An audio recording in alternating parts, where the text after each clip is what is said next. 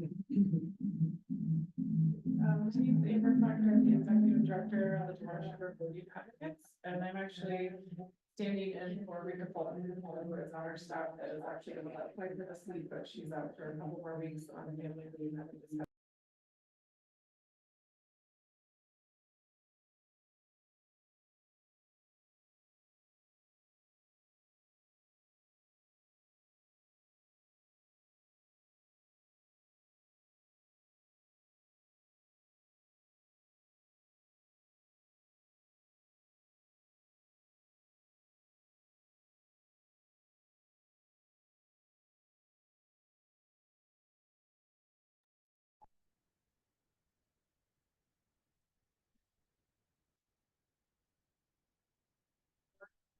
We own the Lord that there. I'm Nikki Foley with the Lord Foundation. I think I'm here represent.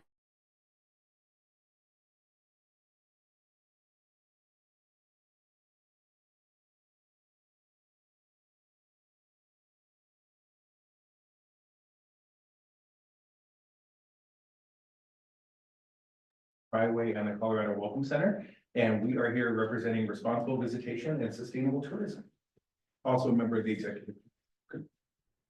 Amy Chloe, I'm the executive director of Willowtail Springs Nature Preserve and Education Center. It's a mouthful, and we don't fit in too many boxes, but what we do is we have artists and conservation people, anybody that's outside, that takes care of the outside and the environment, and they come and stay for a week, full scholarship. And then they do their week, and then they give some presentation to the rest of the, well, anybody, to the public. And we have 60 acres, and pretty, it's sort of like the tree museum.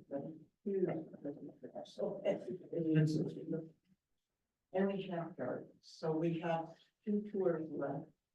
One's the 12th and one's the 14th, the garden tour. And we started this last year because nobody in the area really knew where we were, who we are, what we do, and they didn't think they could just come visit, which is not true.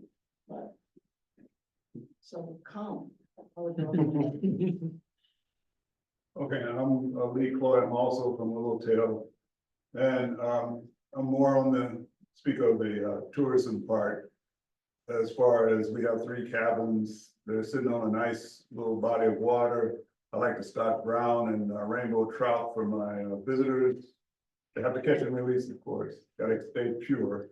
And I'm also involved with the Lodgers Committee for Montana County for many years. Because I'm interested in the tourist visit in the area and us having some funds back for different projects and things for the county. Jason Armstrong, I work for the town of Memphis. I'm the community economic development director. On the Lodgers Committee as well, for the county, and yeah, I'm on executive committee there. Hi, I'm Gabby Morey. I'm the director of the Montezuma Inspire Coalition. So that's a Generation Wild community. We've heard of that through GoCo. We're a group of organizations in the county that get youth and families into the outdoors, doing various things. And I'm here representing the youth enrichment. Hi everyone, I'm Morgan Bennett. I'm the Recreation Special Use Permit Administrator for the Dolores Ranger District, so I'm based here out of this office. Good afternoon, I'm Tom Rice. I'm the Recreation Staff Officer here in the Dolores Ranger District and also the Chair of the Executive Committee. And I want to welcome all of you, and I want to thank all of you for taking time, because I think everyone in this room is pretty busy.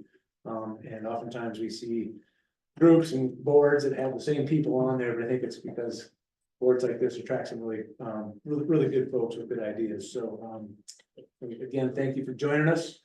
We're going to figure out how to move forward with this roundtable and get some good things done for our communities in the area. Last but not least, David Sussman, I am the president of Telluride Adaptive Sports Program up in Telluride, and our sole mission is to get people with disabilities outside and recreating. And I look forward to being part of this coalition. Thank you all. We have two, Beth, sorry, yeah, Beth and Helen. Second to last. My name is Beth Caskidan. I'm the director of the economic development for the Ute Mountain Ute Tribe. And I am also one of the new members of the executive board here. I'm Helen West. I am the community and economic development specialist for the city of Cortez. I took over the city of Cortez's spot on the executive board from Creighton, who was our first director. So relatively new. Thank you all for being here. I want to echo. Just, it's great to see everyone here and the energy and the need for this. So thank you.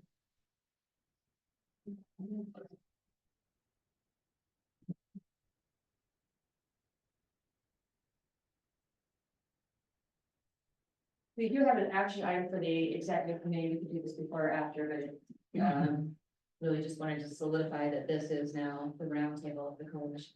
And so we were going to do that by vote of a resolution that we have listing. Not all coalition roundtable members are here. Not everyone was able to make it today.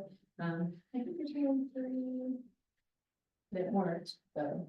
So we had a pretty good turnout.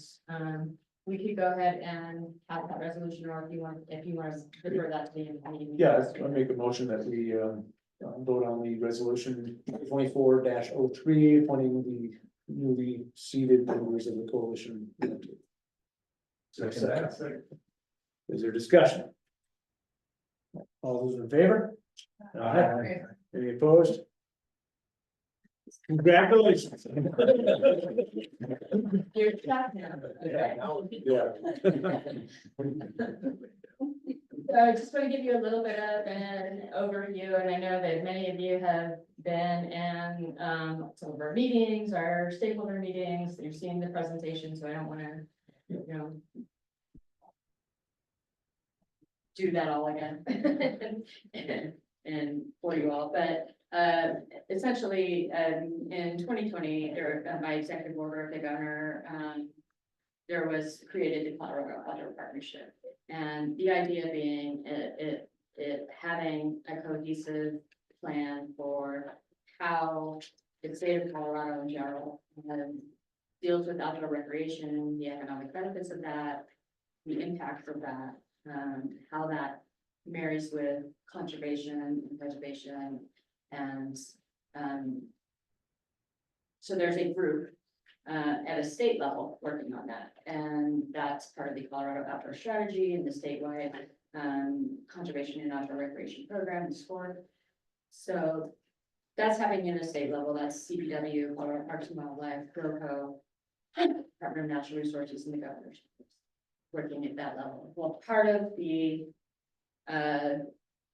executive order said, well, hold on, we want to look at this from a regional level. That every region of Colorado is different. We all have different issues. We all have different goals.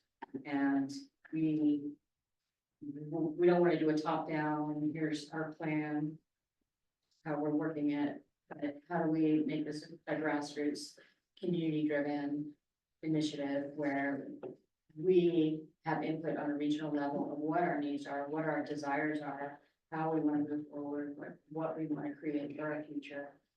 And that's how the regional partnership initiative is born. Okay, so there's 20 regional partnerships across the state. That's what we are as a regional partnership. And some are well established. They've been established since around 2020, and some of them will be one of other organizations like grant councils or enabling groups, things like that. And some of them are brand new. We're fairly new. We really kind of got off the ground as of January of this year. And we're working towards building something considerable, so what we've spent our time on. This year thus far has been building our foundation. So, we now have a charter in place that, speaks to the protocols of how we move and conduct ourselves and conduct business. We have an executive committee, that's representative of the governments and the agencies, and private users, across our region. And so those things have taken some time. We built a stakeholder list. Now we are communicating with stakeholders. And as part of our goal and what we defined and outlined in our charter, it was creating this roundtable. And the roundtable has several functions, and but I don't want to mandate what those functions are. That's also for this roundtable to decide. Some functions we know for sure are open communication. That's probably the biggest, most valuable thing that this roundtable can bring, is you're all representing diverse sectors. And when we're talking about recreation planning, preservation, conservation, you're each bringing a different perspective that we're really trying to get a holistic view of how we're conducting our planning, and whether that's on an economic status, whether that's on a conservation status, what are our values, and how are we gonna come together and communicate about how we reach those or attain those values or maintain those values. So that's one aspect of this roundtable, is to keep that communication and really create a process for a collaborative decision-making process. And the second is to really define what can be described as our regional outdoor recreation and conservation strategy. And we're different. When I look across and I meet, monthly with all of the different leads of all the different regional partnerships, the 20 different regional partnerships across the state, vastly different than a lot of them. And areas of the Front Range, Chaffey County, they're dealing much more with less marketing and tourism and more stewardship. Feeling overrun with their natural resources, whereas here, in a more economically depressed part of the state, we have an opportunity for increasing our economic value.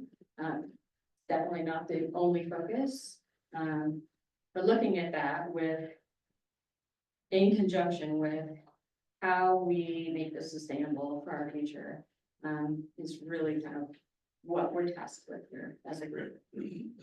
I didn't want to leave you totally without any direction, even though I would love to see, we would love to see that this, this is truly an organic process where everyone is coming together and we're building this together. So there's no direct path that here's what you need to follow per se, because I really want you to define that. But I did just create a little flow chart where here's an overarching idea of what we're kind of coming here together to do. So with that, I want to talk with, I want Gabe to introduce himself and talk about how he has, or how he will help support this process. And let me just give you a little background to that. We, as the coalition, were just awarded another grant through the state of Colorado, through CPW, to take the next leg of this planning implementation process. And what our ask was, and what we were awarded for, was to have a consulting firm come in and do similar to what he just did for Montezuma County with a recreation impact study, but really expanding that across the region. We're looking at 2 counties and strongly with you, Mount Neutron. Of what those impacts look like, and it doesn't need to, and I'll direct this to you, Dave, it doesn't need to be limited to Montezuma and Dolores counties. We're looking at region and we're looking for the benefit of the region. So- You like playing down here though. So, Tell me, yeah, it's you're more in fun, fancy, more fun kind being down of, here. super stuff. Anyways, so. I want Dave to talk about a little bit about, I'm sorry, Gabe. I want Gabe to talk a little bit about what, his methodology is gonna be over the next few months, really over the next 8 months. This is a long-term process. One thing that I think we've all learned in this last year is this, it's slow moving wheels. It takes a lot of time to really kind of get a good, strong foundation in place and get a process in place and get the right people in place to try to make things happen. And I commend everyone here, especially on the executive committee, that they have put in. I mean, we've been meeting every 2 weeks since January of this year, and they put a lot of time and a lot of dedication into this. And acknowledge that and appreciate it. Yeah, so anyway, Gabe will be doing some community outreach, and I'll let you talk a little bit about that, Gabe, but these are all essentially what I want you to think about as he's talking and describing what sort of his process is gonna be over the next 8 months, is how that's gonna feed into your toolbox of how you're able to create this sort of strategy, this process, these ways of collaborating together and what we can do as a coalition to ensure that we are meeting the mission that we collectively will defend. Okay, do you wanna Sure. talk about that? Okay, so Gabe Preston, RPI Consulting, the RPI is, this is called the Regional Planning Initiative. That's really You know, a coincidence. I must be a math man in heaven, because here we go, RPI Consulting, this is what I do, it's my definition, but so Montezuma County is important to me because I grew up here for a time. My folks split up, and I stayed in Durango because I'm obsessed with skiing, it's closer to skiing. But I spent a lot of time over here and was like mountain biking and boggy draw with on like an 83 subject. You know, I'm one of those classic dudes, but with bar names, of course. But so I really do care about this place, and it's just been really cool to connect my professional background with outdoor recreation over here. It's because I'm one of those Durangos that comes over here to visit family and recreate and get in the way. But so with the county study, it was a county study, so we had to, it was funded at the county level. So we had to really stay within the county boundaries. That's just kind of how county projects work. But there's the way the recreation works around here is not along county lines, it's regional. So I think it's really, it's kind of liberating to be able to go out in Montezuma County and capture the stuff going on north of us, because that's, on the floors, on Highway 145, the county line's in there somewhere, but it's just like, so what? Doesn't matter, that whole thing is one unit, right? And the same thing with the Dolores River. So somewhere in there is the Montezuma Dolores County line, and it doesn't matter, for recreation, exactly. So I think it's great to be regional. And even though the region, I think, is more similar than it is different internally, there's a big difference between Dove Creek and Mancus, huge difference. So we've got to deal with that. It's regional and we've got to be able, if we're gonna tell a regional story, it's got to be consistent with the communities that make up the region. So that's kind of where we fit in, at least in part. From what I know now, this strikes me as a process and an effort that's gonna evolve, and we don't all the way know how this is gonna turn out. I think that's brave and healthy of Michelle to kick this off, just to admit, like, we don't exactly know where, we have a framework, but we don't exactly know where this is gonna go.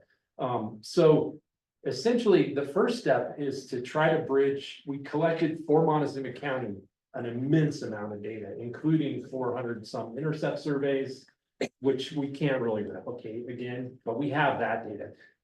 But we did learn about the data sources that BLM and Forest Service and others have. And so we can expand that, collect the, like, I know that on the Dolores River, the lower Dolores, there were people out there counting and collecting, information, sightings, that sort. So we'll be able to get some of that information that we left out, the other campgrounds. So we'll get all of the information that is available for the rest of the region, update what we need to update. So we'll have, as good of a sort of recreation user database as we can possibly get. And we'll have this, we have the Montezuma County got the ball rolling on analyzing recreation use and impacts.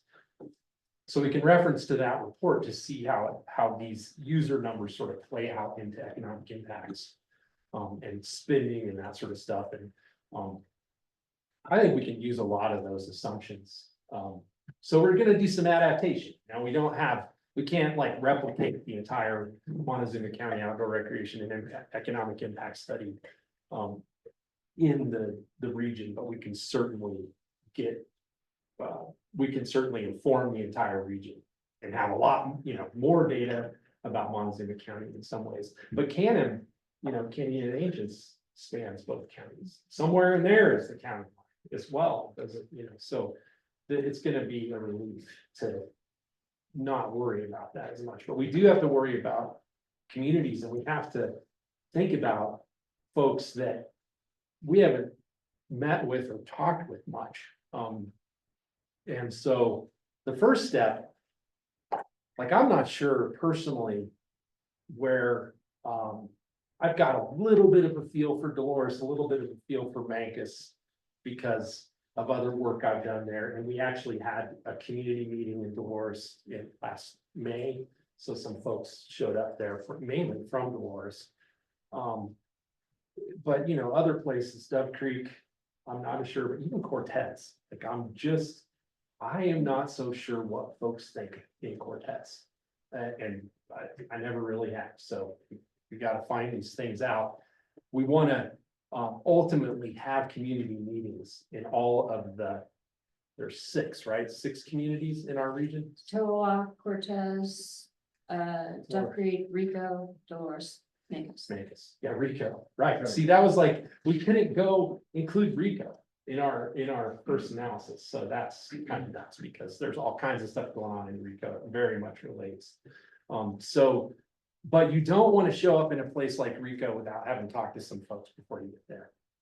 It's just, you'll sound like such an idiot. And the same thing is true for Dove Creek. So we've got to ground ourselves with some interviews.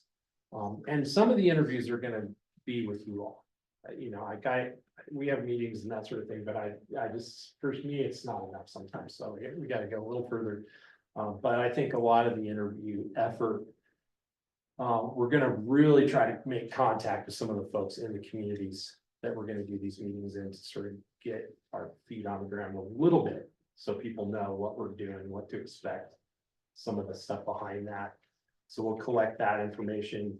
And then beginning in 25, because we got the holidays that just gums everything out. So we're thinking after the holidays, we'll start the community meeting series.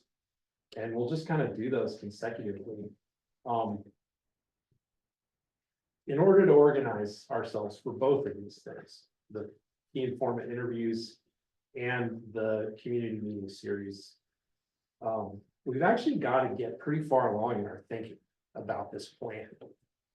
Because you know, like these community meetings, we have one right now, we have one in each community scope. So we gotta make those work. We gotta get enough out of those. In this initial run of meetings to make it worth doing this, right? It's a fair amount of resources. And similar with the interviews, like we have to know where we're headed with those interviews. So in order to develop a key informant interview script, we have some strategic assumptions going on behind it. Just going into it, we've got to sort of know that the area that we're looking at, the different emphasis. But, you know, the key informant interviews are a little bit of practice for the community meetings in some ways. So hopefully we can keep refining, you know, it's an iterative process, right? But we look at information, we discuss it, we articulate strategic direction based on that. We go back for, you know, community feedback, more information, reevaluate our strategic direction, maybe expand it, but certainly continue to refine it. And I think that is sort of how the role I would play with the coalition. I think when we have a bundle of information and community input to share, we can kind of package that together probably in the form of topics, I would think. You know, because when you're having a conversation with somebody, sometimes it's kind of philosophical and it goes a lot of different directions. But we'll kind of wrap that stuff together and be able to talk about specific themes. And you know, overcrowding, that might be a theme that we talk about. Do you have it? Do you not have it? I don't know. So those are I mean, that's a big topic, right? So I guess there are more topics than themes, I guess, not necessarily conclusions, but things to discuss. And then hopefully, when we have one of these discussions, we come out, we end that discussion with some pretty clear bulleted out ideas, vision, strategies, goals, and that becomes the raw material for the plan. So a lot of what consultants do in these kind of settings is we sort of grease the cogs. We bring in some information. I already admitted that I'm pre-thinking this stuff. So some of it is, I'm testing out ideas to see whether or not folks agree, or whether it sparks something else. But ultimately, that's just sort of what we feed into it. The real raw material is the discussion in these get-togethers that we're going to have, and we listen for those little nuggets of strategic direction. They, you know, people don't always announce it when they're like, I've got a strategic idea. This is a vision idea. We've got to sort of translate what's going on more organically in these discussions into the formalities of a plan, right? So part of the job here is to bridge between what the state is trying to do and the opportunity that we have here. So getting some of that vocabulary set up and that sort of thing, that's a lot of my job. Translation, you know, getting the ball rolling and then translating that into plan speak. And then we've got to review it. You know, everybody's got to take time. So keep that in the back of your mind. Like we go through, and this is kind of the fun part, the idea development and that sort of thing. You really want to have an impact on a plan. At the end, you got to read the thing and make comments on it. You actually have to sit there and read the whole dang thing. So hopefully we get there. You know, that's the goal. I don't know, any other thing you want me to cover there, or? No, I think you covered it pretty well. I think, I'll just point out, we have, you know, we're sort of moving simultaneously and on several different initiatives at the same time.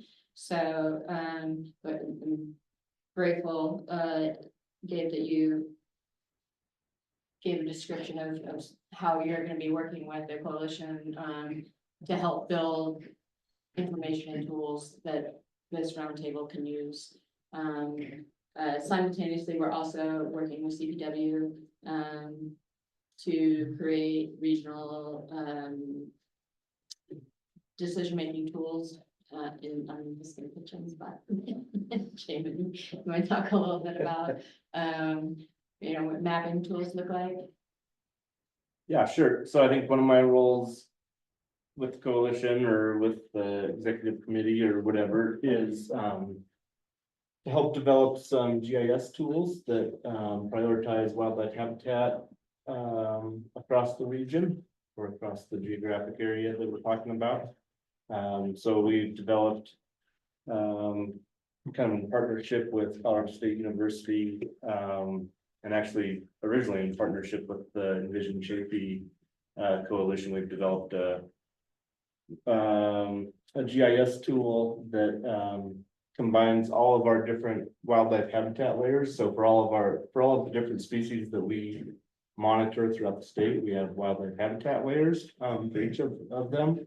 And this GIS tool will essentially combine all of these layers together for all of these different species and produce kind of one regional map that will prioritize wildlife habitat for the greatest number of species across the region. And so it's just a GIS tool or a series of maps that we can produce that, allows this group to then look at those maps and evaluate them and it helps for planning purposes, whether that's recreation planning or whatever, in terms of prioritizing critical wildlife habitats or critical natural resource areas.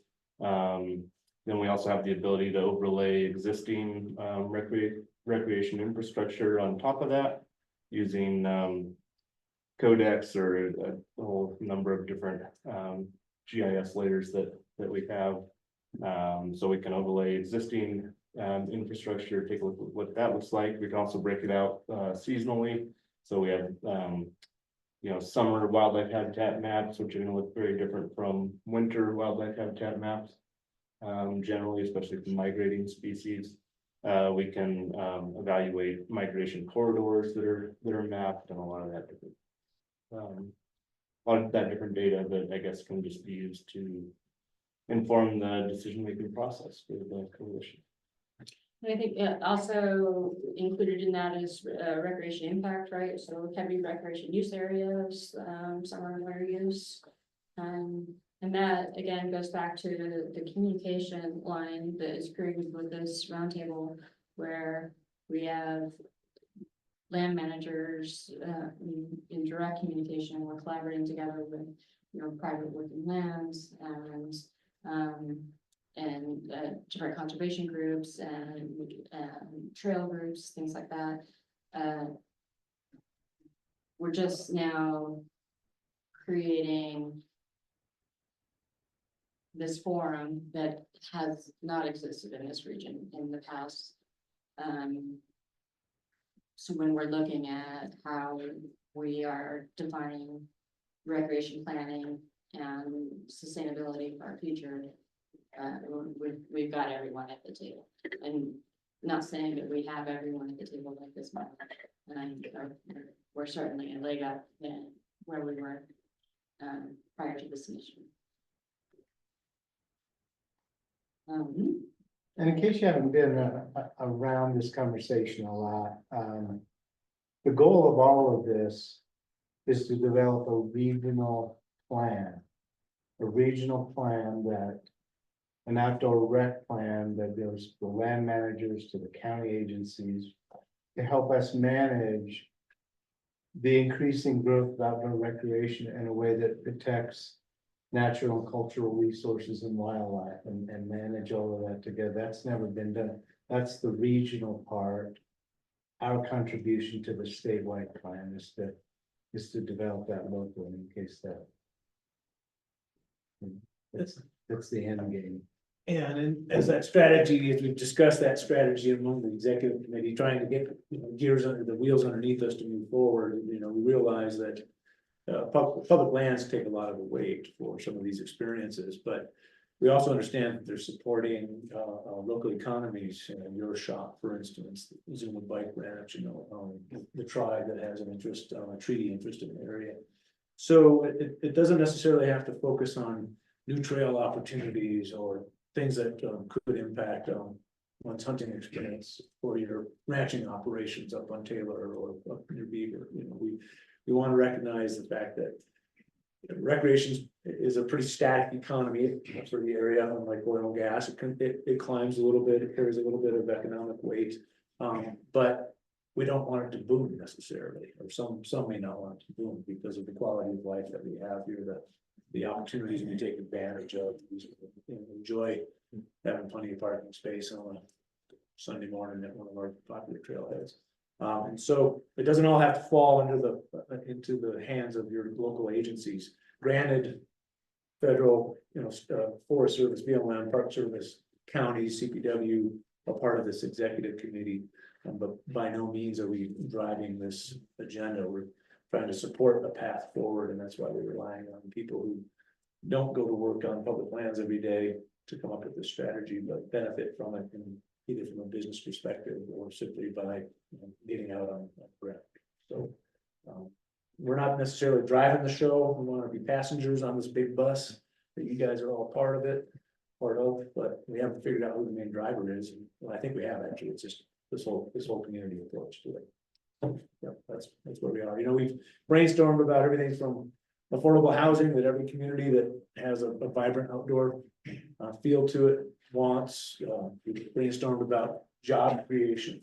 We've talked to PCC about how we can interface with the community college to develop the skills that the industry needs across both counties. So it doesn't have to be all about a new trail, better hunting, better boating, anything like that, but more of a community approach to it, this holistic approach that we've discussed. And while looking at our opportunities on the ground that we can still work with, protect, and enjoy as a community.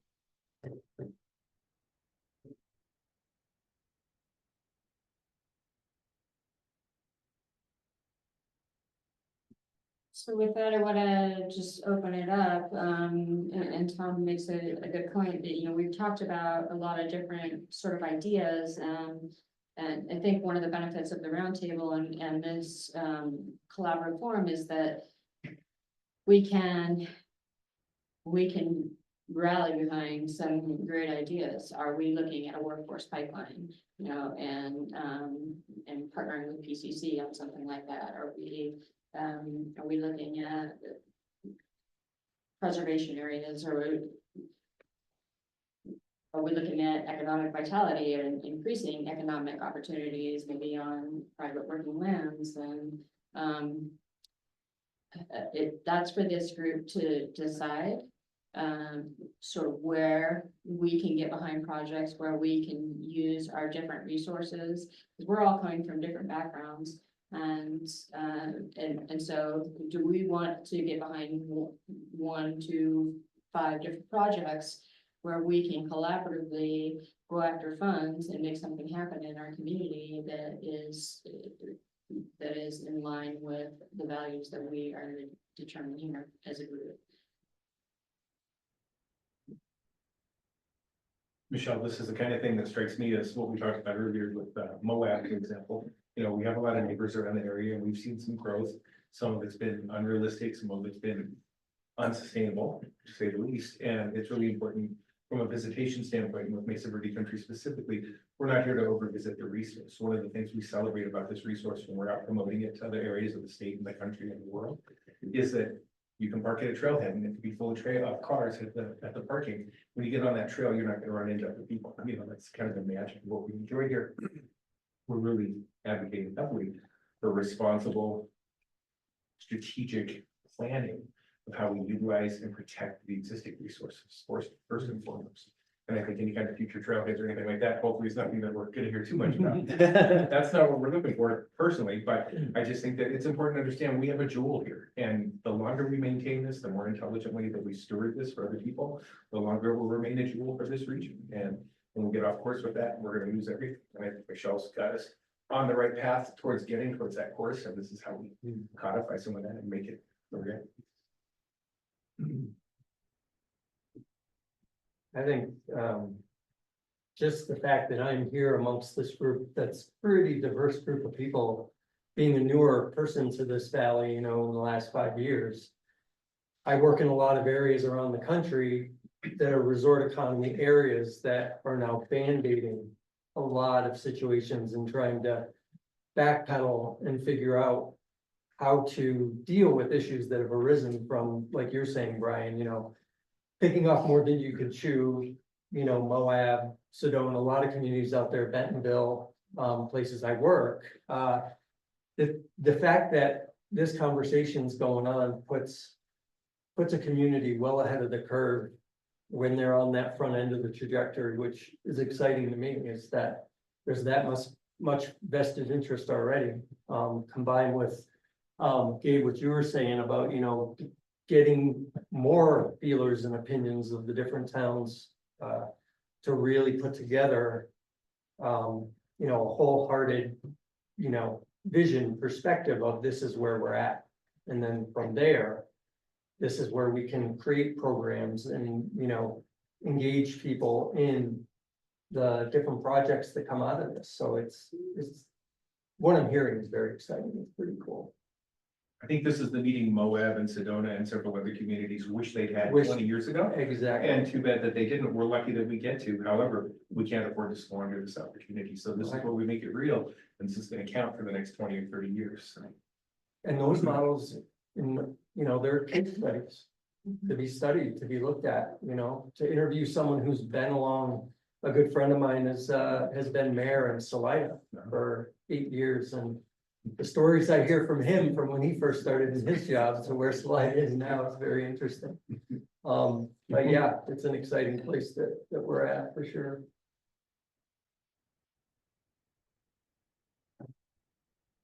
We couldn't get OPT on the committee. I wanted to ask the question about, so a lot of the documentation from the state on this, it's got an emphasis on conservation. And stewardship, so. But I guess I was wondering. So this conversation about places that are getting way too busy, you know, one of the solutions to that is more capacity, more trails, you know, that kind of thing. So they're working on, I mean, truly, you add more trailheads and reduces the pressure. People are happy for a little while, but yeah, I guess I was wondering, conservation is like new land for recreation, right? Isn't that what that is? I just wondered what, it seems like stewardship, yeah, we're there, you know, as far as that, we need to do that in southwestern Colorado. The conservation piece, though, is that what they meant? Does anybody know what is meant by that? Are they thinking like for some of the other communities and that sort of thing, that like purchasing open space? And is that what they mean by the conservation easements? Is that what they like? Do they mean private land becomes public? What do they mean? I just have a question first. Are you talking about sport? No, I'm just in the documentation for these RP rural, these planning initiatives, regional planning initiatives. It talks, conservation is one of the goals. And it's stated in the bubblegum colored shape on the left. I think you got maybe what you're talking about there. It's balancing sustainable outdoor recreation and conservation of natural resources. So I just wondered, I was trying to. I wouldn't classify conservation in the idea of what they're saying as being conserving more lands for public use. It would be the opposite. It'd be conserving for conservation of natural resources. Yeah. So protection from recreation, is that what that means? Right, protecting what we've got, not necessarily adding to it, but using it. But conservation can also can also focus on conserving this field that we have to this area has. And conservation can benefit hunting and wildlife, conservation can benefit rangelands, so, or cultural resources. A variety of things. It doesn't have to be, that sort of that tangible conservation legacy that we see with, a land conservancy or something like that. I think we can see conservation addressing many different things that people in this room are interested in what attracts them to this area. It can be as simple as making sure we don't develop a trail in a winter wildlife area and impact our wildlife that people come for not only hunting but also viewing. So, and then of course the community feeling that we get to this area. So conservation, in my eyes, is going to be a big broad approach. But we also have to note that we have to improve access for people too, because we'll have that growth in the area. And we need to figure out how to do that in a manner that, again, conserves and feel what attracts us to this area. I think that's one of the really valuable things that came out of the Montezuma County, overall impact plan, or study, sorry, was the concept of trying to disperse recreation so that it's not, and that does go to access, because that means public transportation, that means parking areas, so increasing access to other assets that we already have in our region, so that it's not all concentrated at Sand Canyon and Mesa Verde. That was kind of a valuable point. I think that they came out of that study. That can potentially be part of this strategy here. Is how are we dispersing recreation for long-term sustainability, and where do we need to increase access in places so that we can do that? So then stewardship, I'm just trying to get the vocabulary figured out here. So stewardship then is about taking care of the actual physical resources. Because I think that's like this thinking about Salida in 20 years ago in Moab. So there we are. We can define things that we care about and come up with conservation strategies to try to conserve them. But it doesn't have to be physical. It doesn't have to be a plant species. It can be just the way we like it. Certain things the way we like it. And that's what you're saying, is that like dispersing planning for growth in recreation in places where we can kind of conserve the experience in some places is a strategy for them. But I guess now, since we have the management knowledge in the room here, how does that differ from stewardship? So we group as far in the green boxes list, we group stewardship of education, which I think it's kind of a philosophical definition, or a definition that can grow for who's reading it or who's thinking about it. But stewardship is more of a guidance education focus, and conservation is more of a physical on the ground efforts focus or planning effort that helps delineate those two things. But they're both fluid, and that's why they're always labeled as balancing, or we're not talking about excluding use. Doesn't necessarily mean conservation. It's a sliding scale. Just to confuse things more, there's another, I guess, term that's often in textbooks to kind of define land use. One is preservation, like preservation and conservation. I kind of go back to one of the first classes I took when I was studying wildlife biology, and they talked about conserving kind of what you have, where it's at, and preservation would be like the National Park Service, where you're kind of preserving and not really using it very much. So it'd be nice to get kind of a common definition of what we're trying to do, because I think there's different gradients of conserving, right? Conserving exactly what you have. There's also a multi-use component of that, where you could develop it a little bit more. So maybe going to a textbook and say, all right, what are those definitions? So we're all on the same page. Because with the National Park Service, we have a different, management of land, say like the Forest Service or BLM, it's a little bit more multi-use. And versus private land that don't necessarily, follow those, conservation ethics, or they're not mandated by the federal government to follow those, conservation land management practices. How do you define recreation? Do you have a definition? Because I'm never sure. I mean, we do, we're involved with different types of recreation. So what is the definition? Well, for one thing, it's outdoor Right. recreation, so that puts it in a separate class of itself. But then as far as defining it, it's so broad. And that's, how we've come up with this diverse user group. Because it is everything from hiking and quiet use to boating to motorized to hunting and angling.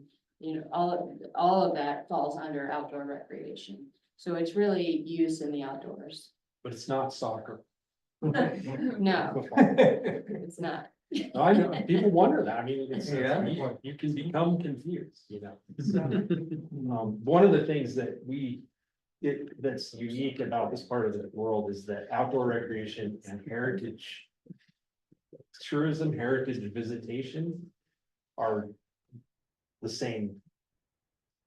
It's outdoor heritage visitation, heritage tourism is a flavor of outdoor recreation. With visitor centers. It's like outdoor recreation and there's some visitor centers. And more driving, Mesa Verde, you can drive all day.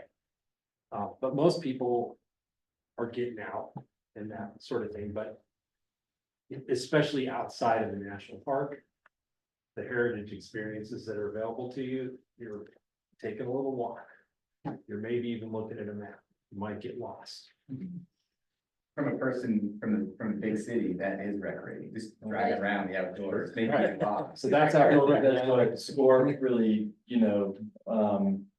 it's sort of a weird, it falls into a weird category within the RPI, I feel like, and alongside of GoCo because of when it came and what its goals were, and then now we have the RPI. But some of the findings within the SCORE surveys really, I think, highlight and answer this question really well and categorize what people think of when they think of outdoor recreation within the state of Colorado. It captures some of those big city vibes, and it also captures some of our more localized experiences. And the top 5, they break it down by different metrics, but the top 5 desired, opportunities aren't necessarily like what we would classically have thought of as we joined this room. A lot of them are just walking outside, and a lot of them are just wildlife viewing opportunities,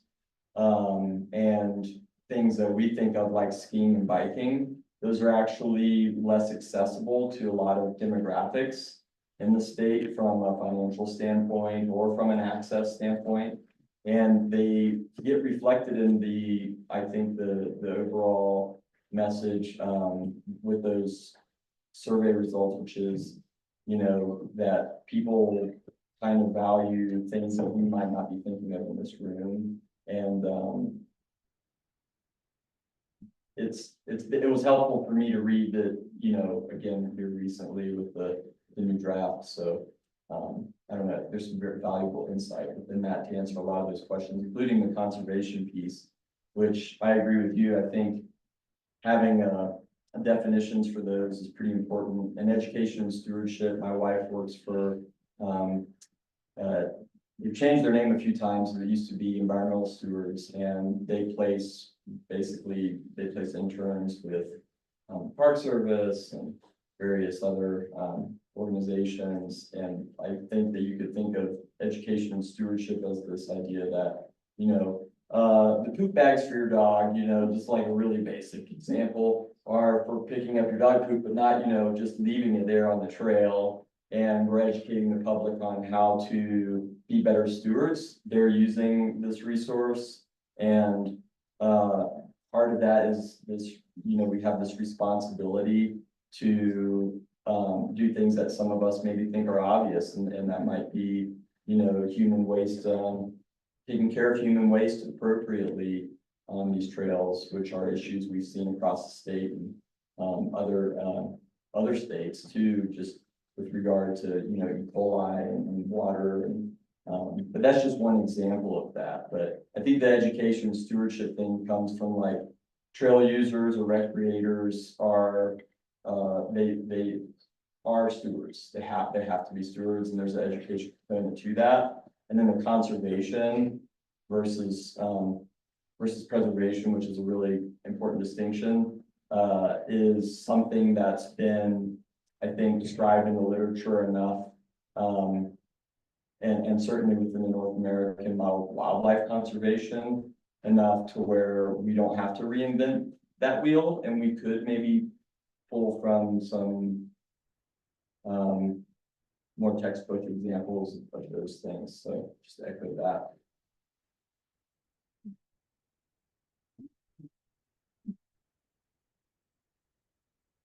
I think one of the big values for me being at this meeting and being part of this whole process, and thank you again to everybody, no matter where you are in the process that you're participating, it'll get better. It'll be a lot more to read. One of the big things for me is that here we have a chance to throw rocks in our little pond, our little regional pond, if you will, and observe those ripples. And I think this is a great team to do that in front of. I think we can look at those and see what happens, what would be an intended consequence and unintended consequence, so forth and so on. With all this brain power around the table from all these different angles, this is what I'm looking to learn from and to be able to take back to some of my stakeholders and partners as well, and to take up to the state of Colorado also. So, nothing's off the table as far as ideas or any of that go, but I think we need to be real honest. And when there's something that comes up, if you don't understand it, if you wonder, what does that look like 5 years from now? How do we sustain this 10 years from now, whatever? Please ask the question. This is the crucible, I think, where we're supposed to do that. So, my close mission. I think you're right. Yeah. Would it be helpful to have a resource? I'm already hearing about things that I'm not aware of per se, like a database of sorts of organizations and initiatives that exist across conservation, stewardship, because I know there's a lot, stewardship just as one.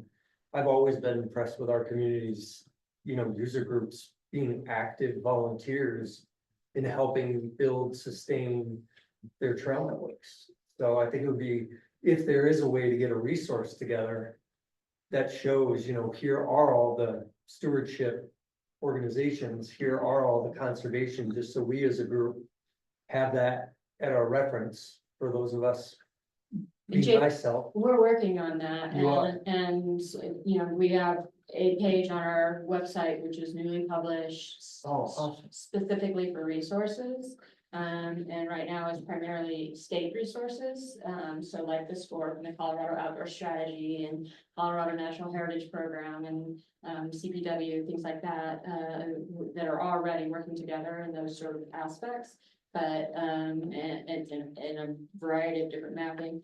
But as much as we can pull together regional resources, but just like you're saying, what are the conservation groups? What are the projects that are happening? What are the initiatives that we can support and get behind, and how can we help bolster some of those? Especially as they are, like I said, in line with, what we collectively are thinking that we're defining as sustainability for our future. Then, we want to continue to grow that database of resources. So there's an outreach effort right now to try to allow,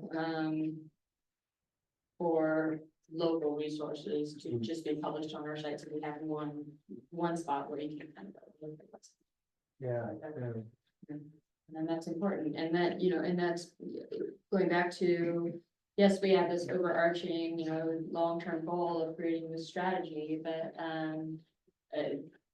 we also have the opportunity, as this, collective of minds, to be able to do on-the-ground projects now. And I'll just give you a few examples of what I've seen other regional partnerships doing.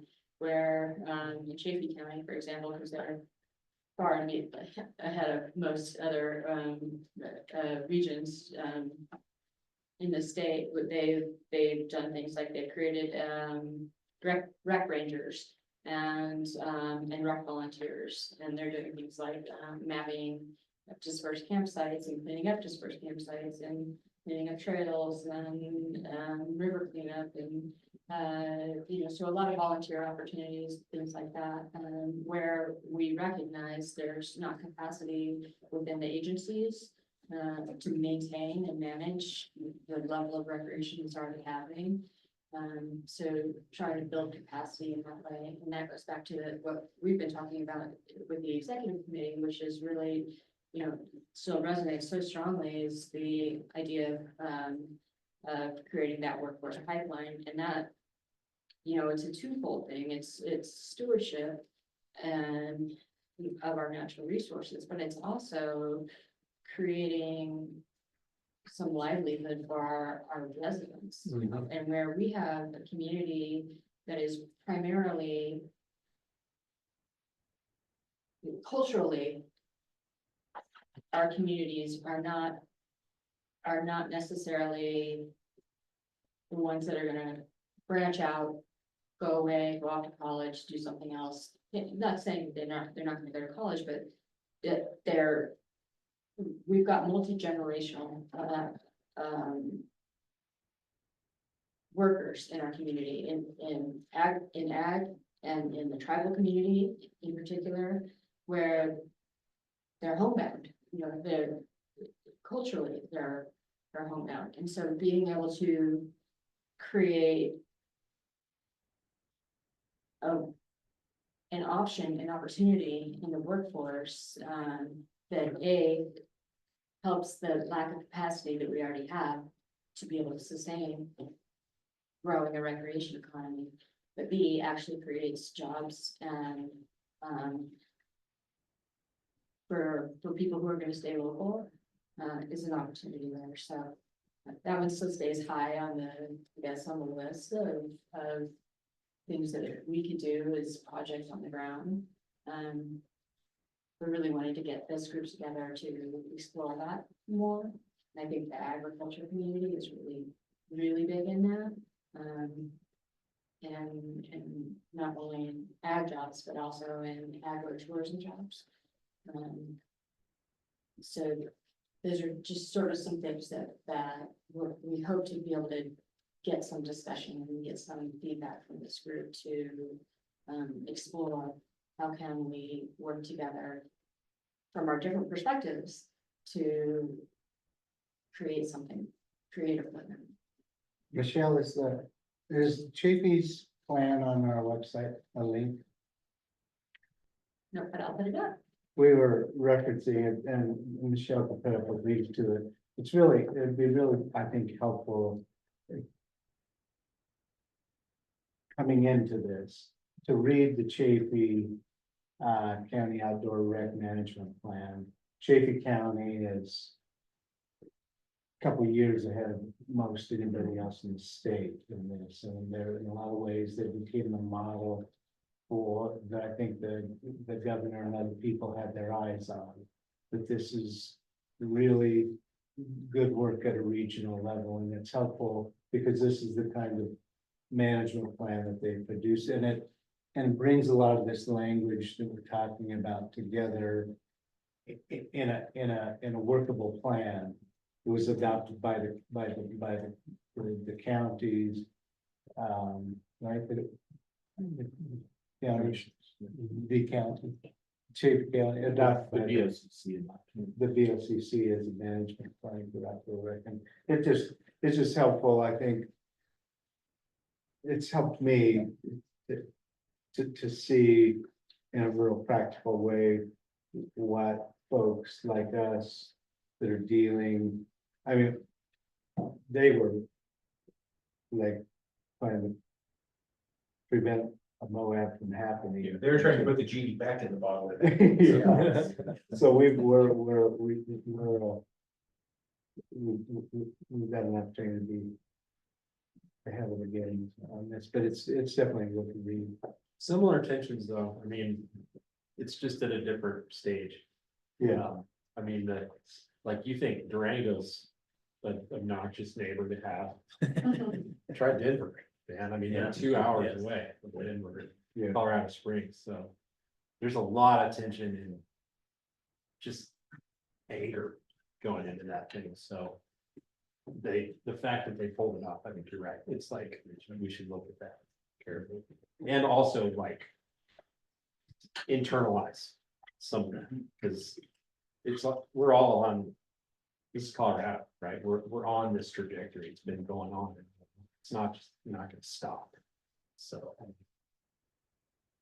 I think part of the thing that confused me when I first got involved with this group, and in still ways, like some ways I'm still confused a little bit about it. This Envision Chafee was born out of necessity, and the people that came to the table to create that really rallied and discovered what they loved about the area that was under assault. And so like Michelle mentioned, rec rangers identifying dispersed recreation sites, and I know Caleb Leonard, the manager over in Browns Canyon, he was out of options for controlling it. And there was really Envision Chafee in that initiative that helped to reel it back, to protect the open spaces, the working lands, the recreational opportunities, the economic opportunities. And not to beat a dead horse with it, but we're not there yet.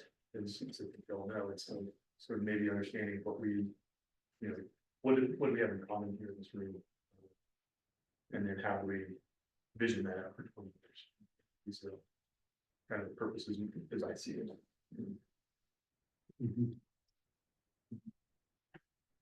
Those ideas are out there.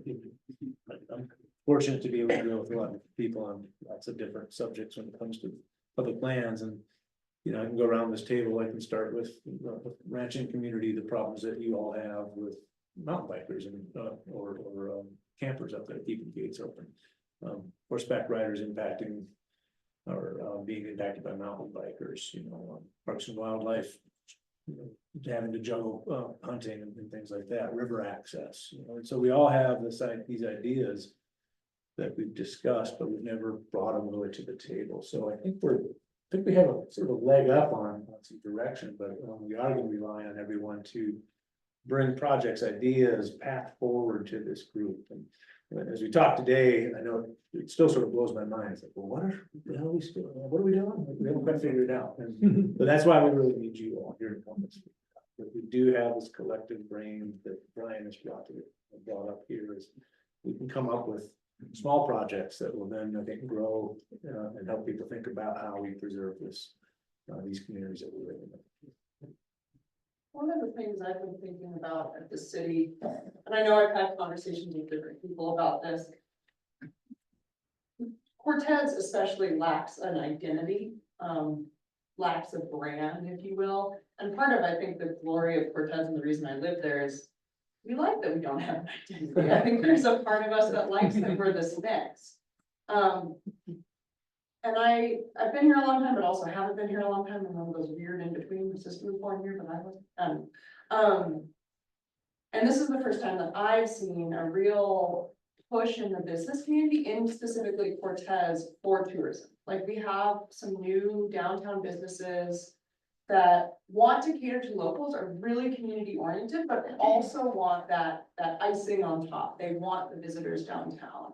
And they're always emailing me, when are we gonna get a public transportation so that the visitors can get from the other side of town where the hotels are into downtown, have some beers, go shopping and go back, right? And I'm saying, I've got other problems, we're working on it. So with this large group of a very diverse peoples and interests that you represent, it might be useful to think of how we want to brand, if you will, this region of Colorado. I was recently in Silverton, and I consider myself an outdoorsy person, but then I moved to Colorado and tried to date in Durango and realized very quickly that I am not outdoorsy. You have to hike a 14er every weekend. And I was in Silverton during the 100-mile mountain race, and I was like, I would never do that. I have no interest. And it made me real, like, Montezuma County feels very, like, I'm just throwing this out there as an idea, it feels very family friendly. To me, like, you can go, a lot of our mountain biking trails are quote unquote intermediate, even though I consider them difficult. And so I don't know, and like, a lot of people like to take their grandkids to Mesa Verde and bring the family back, and in Cortez's like logo or brand, whatever, we say we're a nice place to live for families or something. But I thought that was an interesting juxtaposition. Silverton feels more extreme, like you're doing a lot, you're hiking really steep stuff, and ours is like intense, but it's not quite as intense as other parts of the world in Colorado in some ways. So just a thought is, how do we want to pitch? And how, and with that brand identity, how do we want to tell our visitors, like, hey, we're a family friendly community, so we, you know, we yield to horses, we yield, you know, we follow these set of moral values because of who we are, and this is how you recreate in Montezuma and Dolores counties. Well, I mean, you're bringing up a good point, because we've got, so like, just going back to the little flow chart thing here, so the first peak clouds, you know, that's sort of been our vision statement thus far, right? And we don't need to reinvent the wheel if we don't need to, but it also, we don't have to stick with that, and if it's not defining enough and it doesn't really give the character that we want collectively as a region, that's really our step one. Our step one in the process is what is our vision? And everything that we do from beyond that is working back towards that vision, right? So you can feel like a, you know, I don't know, sort of a philosophical exercise, but it actually has a lot of depth and meaning, and so that's one thing for this group to consider is do we need to wordsmith that, and or add maybe a little bit more detail, just maybe drill down on it a little bit. It's fairly broad, and vision statements are, but also, again, this is not a top-down exercise, so would this group like to come together and define the vision for this roundtable, for this coalition? I think one thing that will help that, go ahead, Brenda. Please. I think one thing that will help develop that vision is talking about what values are important to the group, because I think that will feed into what that vision is. And some people have talked about some of their values, but it seems like we don't all have to have the same values, but doing some type of just brainstorming about, you know, what are the values of the group, maybe find some of those common values. I think that'll help for the long term also, because we're all understanding where everyone's coming from, and if we can find those values that are common, you know, maybe we can focus on those values, and that can kind of feed into that vision. So I think without understanding what the values are of everyone, a year from now, if we don't understand that, it's gonna be difficult, and it's someone may not feel, you know, represented if they haven't really voiced those values and everyone understands those values. Just one idea. Yeah, and I also would just want to point out that as we're doing the community visioning sessions, right, community listening sessions, that we want to encapsulate the values of the community and of visitors to the community, because they're a large part of our economic driver. And so maybe that's holding something off that's on going the to vision evolve. until- It's going to take some time to really get me. Michelle, I think to be fair to the Refine group that. as well, knowing the amount of wordsmithing that went in to get us to the point that we're at with this, which was significant to say the least. We've been pretty successful with a little bit of blurb, look who's at the table, right? And the people responded basically as part of what exists here. So maybe before we change the framework for that, just the framework of that, maybe, you know, we can add on, we can look at ways to come back to it, but I think you've got the right hook, and I think you set the hook properly, and now we're all here. I think this is a big reason why, so maybe we don't have to spend too much time on that until through the organic course of the process, we decide, wait a minute, that's out of line with our core. And then maybe we modify just a thought. Whatever. As a newcomer to this area, because I just moved up here August fifth, and I worked, tried. There's a lot of things I can see that's hurting local economy. Like, for instance, you have a lot of stores that are open 10 to 3, Wednesday through Saturday. What about people who have to work like 8 to 5? They don't get to see any of that. And then everything's closed on Sunday, so what tourist is gonna come down for that? So I mean, that's just a personal kind of point of view, is wait a minute. Even though I go out to go see on my time off, everything's shut down. So that's not very inviting to try to get people out here and, you know, spend their money. Now from the economic development portion from the tribe, one of my projects that I'm being working on is like that pottery building, the old Tipton building. We're already getting the estimates in. I'm gonna get all that renovated pretty quick. But we're looking at doing that as a huge area-wide regional visitor center. So I want to get like with Memphis and the other ones, I want a little bit of their history in there as well. So everybody there is represented, as well as, of course, the Ute tribe. And we wanted to get a vendor village going on the outside for people who are also non-natives. But when I went down to the farmers market,